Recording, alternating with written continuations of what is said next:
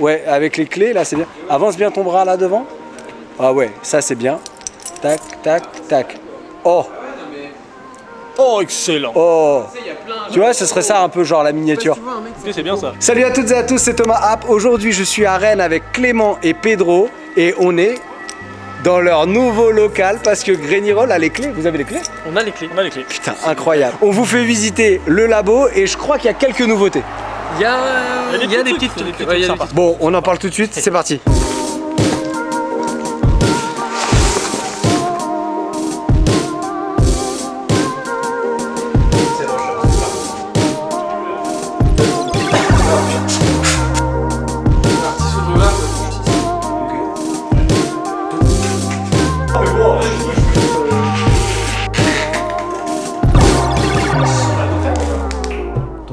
J'ai appelé cette vidéo Graignirol 2. On va commencer par cette première question qu'on nous a posée sur Instagram. Ça va? Ça va. Ça va pas mal. Ça va et toi? Ça va pas mal. Mais oui, pas mal, hein. On est là dans le nouveau labo. On est dans le premier labo. Mais dans le nouveau local.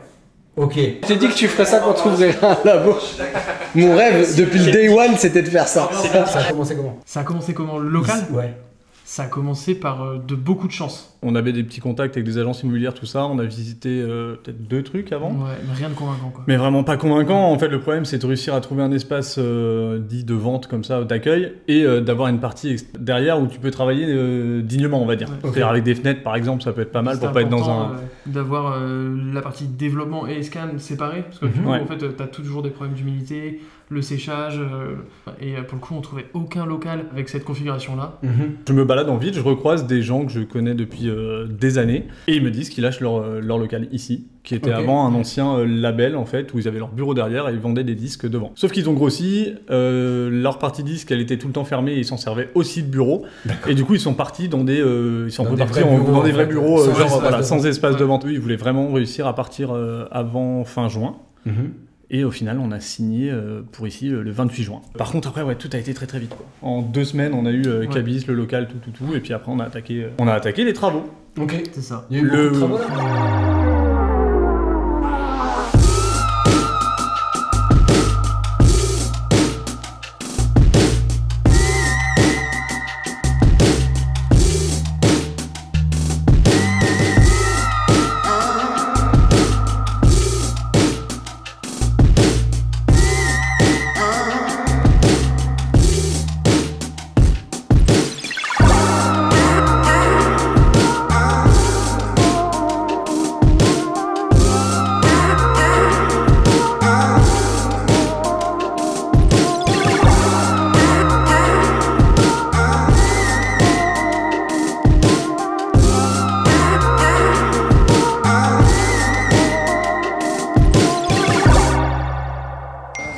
Salut Thomas. Avec Pedro, on s'est rendu compte d'un truc, c'est qu'en fait, avec le podcast, avec nos micros et nos facecam, on n'a même pas pris le temps de te faire un tour de la boutique. Et du coup, suis-moi. Ça, c'est notre espace d'attente et d'accueil, d'exposition avec notre comptoir fait maison. Une petite banquette pour pouvoir consulter les zines qui sont mis à disposition juste ici, soit en consultation, soit en vente. Si on a des clients qui font des zines, même si vous n'êtes pas de Rennes, en vrai, n'hésitez pas à nous en envoyer un en consultation ou en dépôt-vente, au choix. Notre espace exposition avec notre petite enfilade et notre système son pour l'ambiance. Pour le moment, on a mis nos photos. On a choisi 4 photos à Pedro et 4 photos à moi. Mais très bientôt, on va commencer à faire la sélection pour les artistes qu'on voudrait exposer au shop. C'est notre espace d'accueil. Quand on a visité le local ici, on s'est dit, c'est incroyable. Il y a une fenêtre dans chaque pièce derrière, un bel espace devant. Tellement incroyable que d'ailleurs, quand on l'a vu, on n'a même pas réfléchi, on a dit c'est celui-là. On n'a même pas pensé à mesurer la porte qui permettait d'accéder à l'espace de scan. Et t'as encore galéré à faire rentrer un frontière dans une pièce. C'est simple, le frontière passait pas. On a dû casser l'encadreur de la porte. On a dû la casser pour faire passer. On a des photos. Ah, c'est pour ça qu'il n'y a pas de porte. C'est pour ça qu'il n'y a pas de porte. Et c'est pour ça qu'on voit les briques. Je croyais que c'était genre un peu indus. Non, pas du tout. C'est pas volontaire. On arrive au moment le plus excitant. C'est parti, on va installer les scanners et tout. Waouh, en fait, ça passe pas du tout. Et du coup, surtout qu'en plus, le frontière, du coup, il passait pas non plus la porte ici parce qu'il y a une margelle et c'est galère.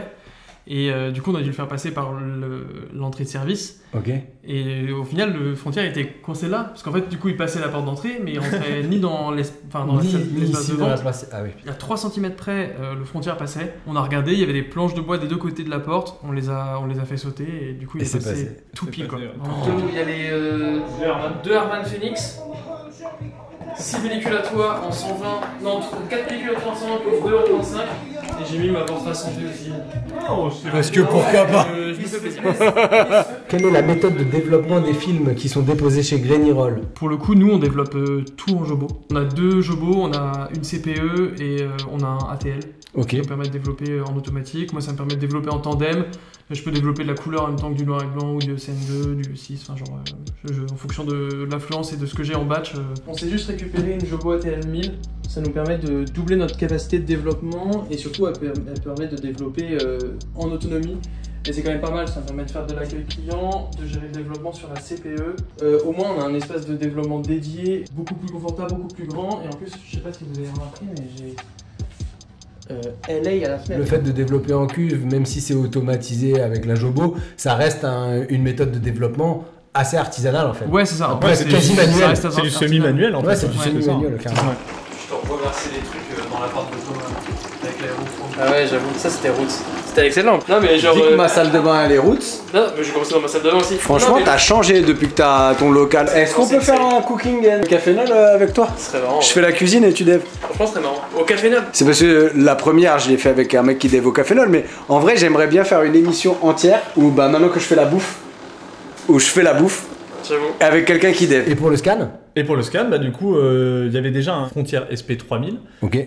Et on a investi dans un Frontier SP500. Donc le SP3000, il permet de faire des pellicules 135, du 120, de la diapo aussi. Parce qu'on a pas mal de demandes sur des diapos, qui sont déjà en cage, je veux dire. Ah oui, d'accord. Ouais. Le SP500, il permet de faire que du 135. Donc en sachant que c'est quand même ce qu'on fait majoritairement, c'est quand même des pellicules 135. Et bien pareil, ça permet de scanner 2 fois plus vite. Parce que mine de rien, les scans sont assez longs quand on les fait en Full HD. Donc là, ça nous permet d'avoir une cadence qui est quand même cool. J'ai 3 écrans, qui est quand même super.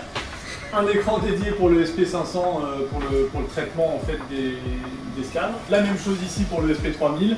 Et ensuite l'écran principal qui me permet de réceptionner tout ce qui arrive des frontières et en plus de faire un check des scans encore une fois qu'ils sont sur l'ordi et d'envoyer les commandes. J'ai 2 claviers qui sont exactement les mêmes, c'est ça qui est pratique. On a aussi une concordance des couleurs parce que les frontières sont réglées exactement pareil.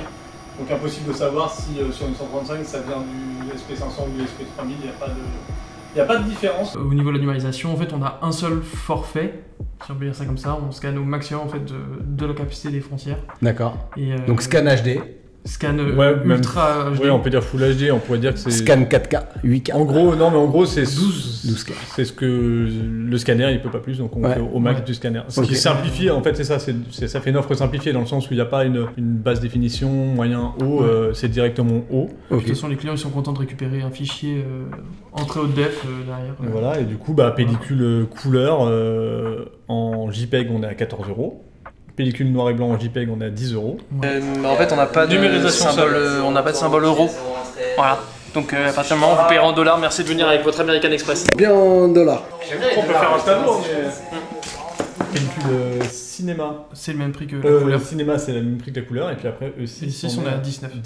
Et après, tu as un forfait TIFF 2€ de plus. Pour ceux qui veulent aller un peu plus loin dans la retouche, mais il faut savoir que la qualité, en tout cas, est la même. Du JPEG, voilà, c'est plus qu'après, ça permet plus. C'est qu'il n'est pas compressé. Voilà, tape différents types JPEG. Ouais, voilà. T'as raison.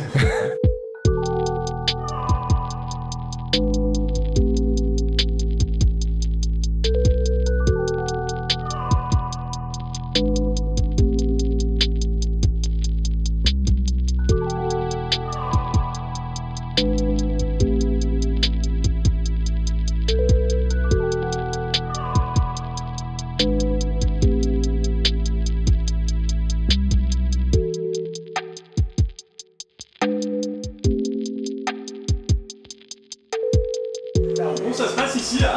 Ça va, chef? Ça se passe bien au niveau de la numérisation? Mais alors comment on fait quand on sait pas C'est dans ce sens-là, c'est évident. Ouais, hop, c'est forcément ça.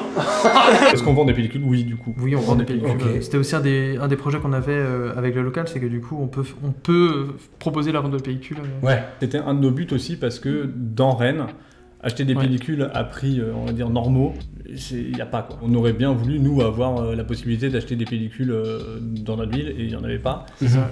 Avec des prix ouais. intéressants, quoi, parce que c'est ça le problème surtout. Bon, alors, on a découvert que ça s'achetait quand même très très cher les pellicules, hein, Ouais. ça c'est clair, on savait pas vraiment. On pouvait se dire, oh, ils vendent très très cher les autres, et en fait on comprend un peu mieux. Ouais, que Parce le qu'en fait, prix juste, d'achat ils ont décidé de se faire une marge. Ouais, c'est ça. Bah, vous, faut pas oublier.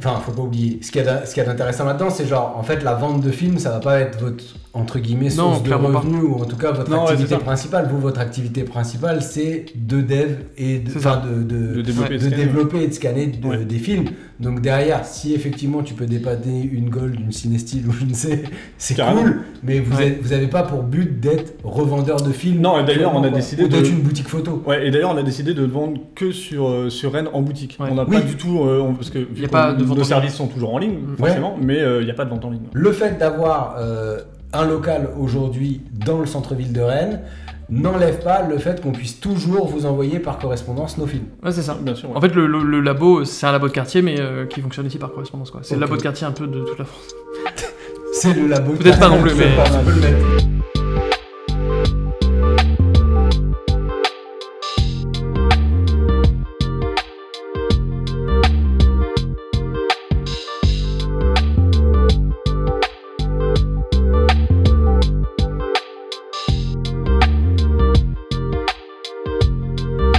Tarsan aussi, si jamais vous êtes en galère.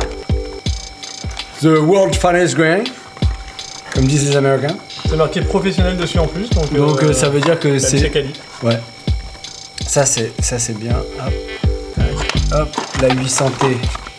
Ah, non, pas là, c'est à Porte Ah là là. Ouais, Ah là là. Il y a les... Porte Ah oui. Pardon. C'est abonnez-vous là parce que après vous me voyez plus. Hein. Voilà.